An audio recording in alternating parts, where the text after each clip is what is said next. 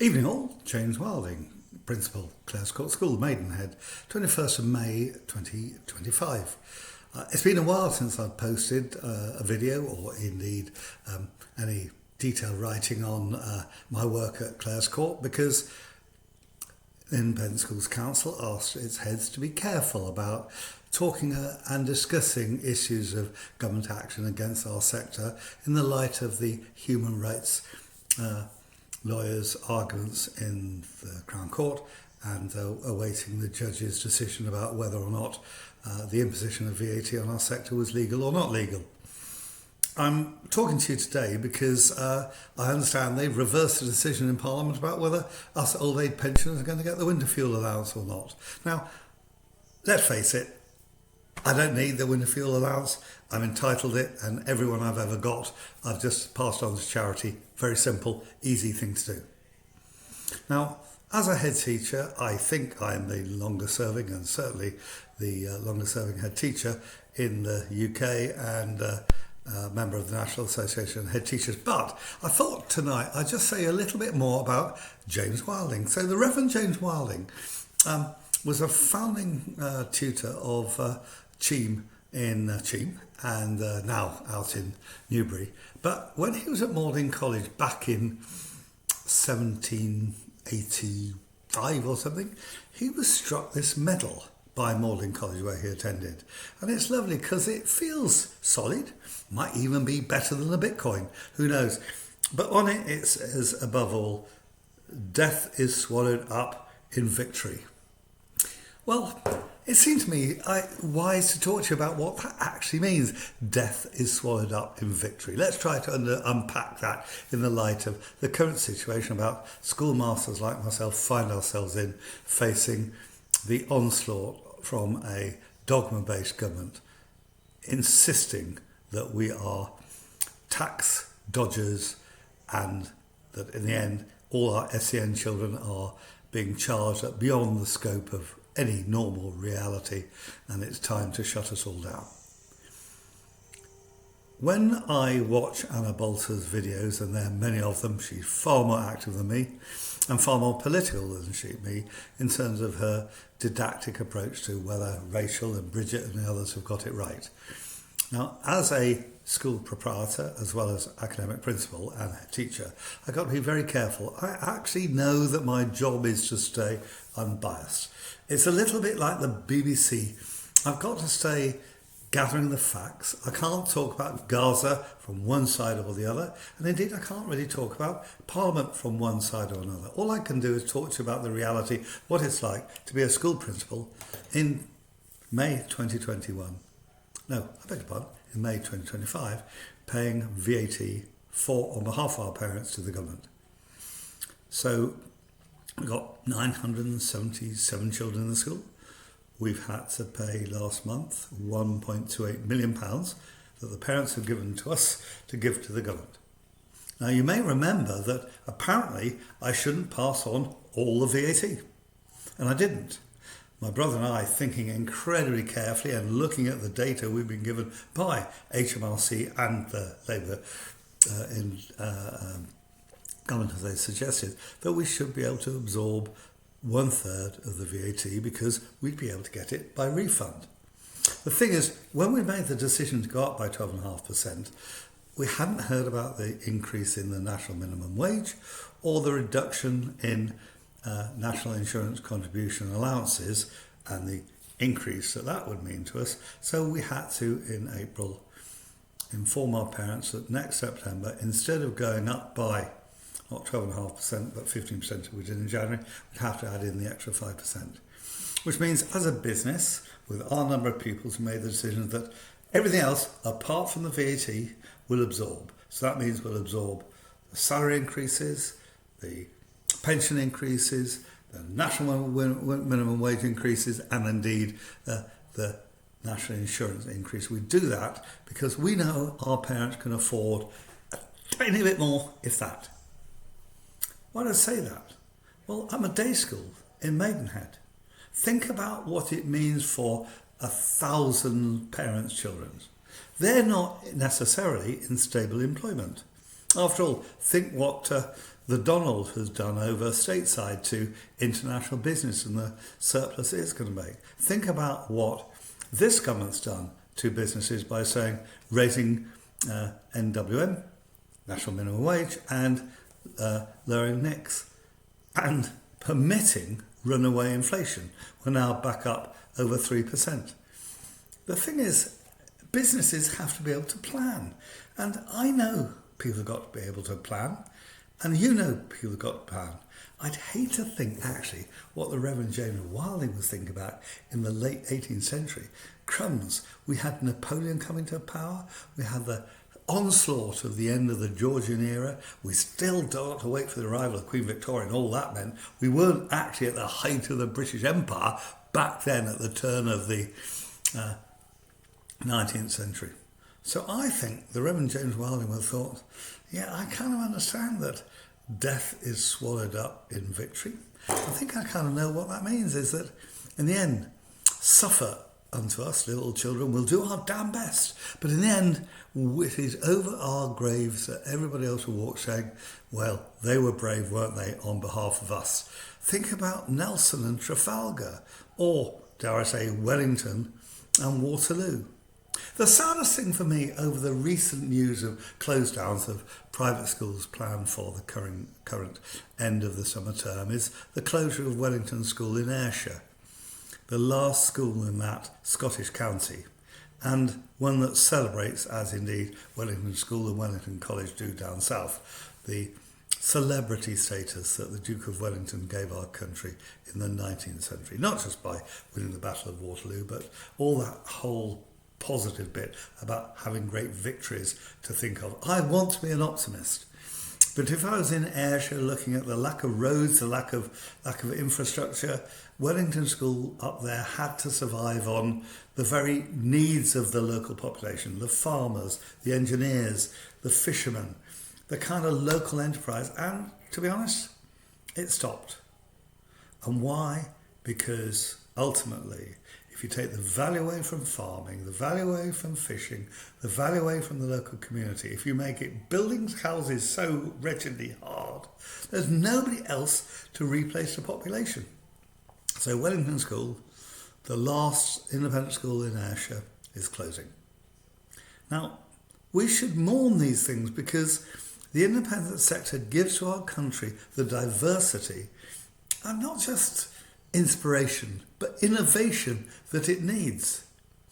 Today I was at Windsor Forest College's open evening looking at T-levels and attracting employers in to talk to Windsor Forest schools about it. Now that's a mix of colleges and further education in our area. That's Windsor, Egham, Slough and Langley.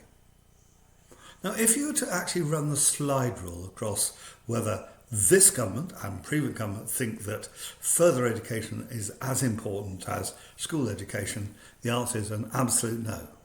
Further education is not. The teachers are paid less well, their pensions are less good, the terms of service are less good, and frankly they have to wait until the last moment to hear whether or not they're going to get any funding at all.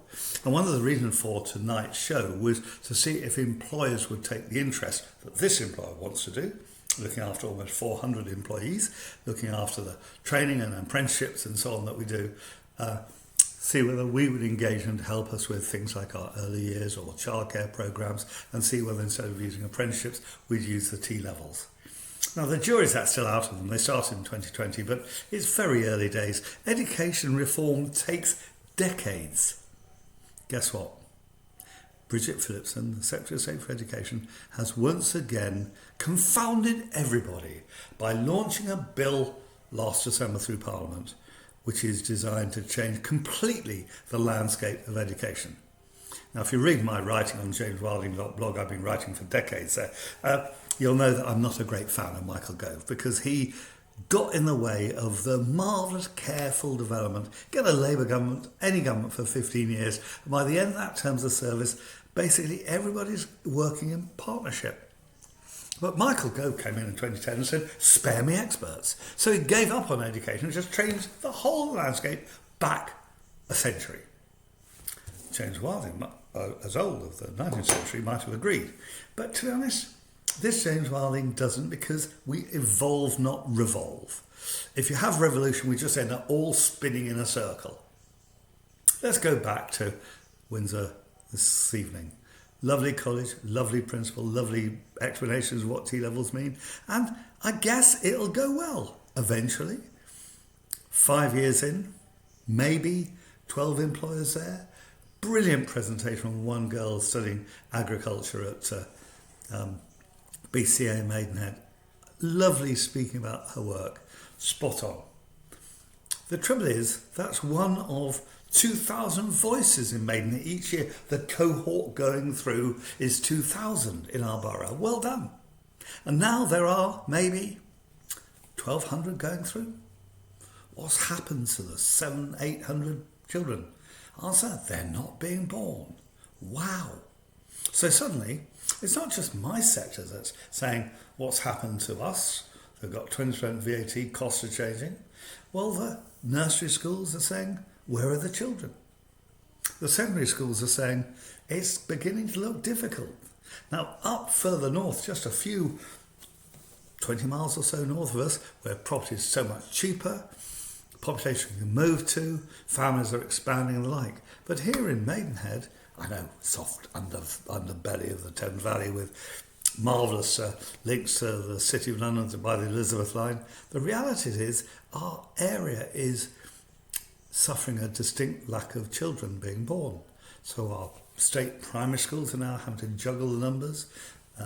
Schools that would have 2 form entry are now going to 1 form entry.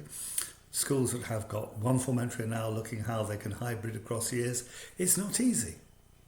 So when Bridget says that £1.28 million of mine will go into the government to fund new teachers in our area, number one, it won't. She can't hypothecate the tax like that. After all, you've seen a great big hole we've got in our finances. They're worse by the day because of government decisions at the moment.